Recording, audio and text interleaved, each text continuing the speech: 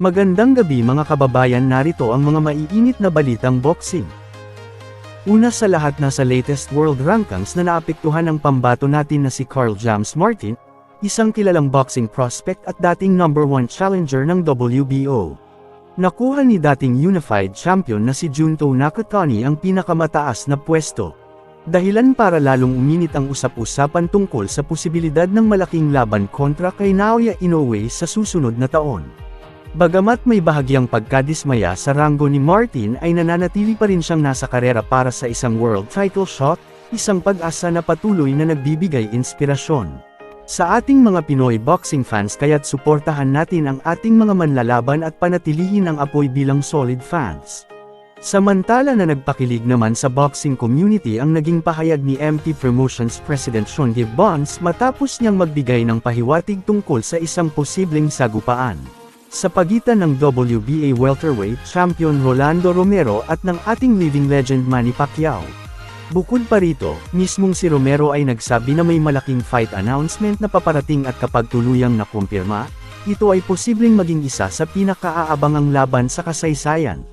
Ang tanong ng lahat, si Romero ba ang sisibol bilang bagong bituin, o si Pacquiao ang muling sasabak para makuha pa ang isa pang world title?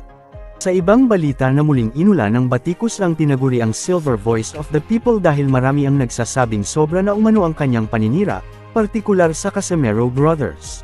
Ayon sa mga taga-suporta, ang mga komento nito ay hindi simpleng kritisismo kundi isang uri ng inggit sa tagumpay ng iba.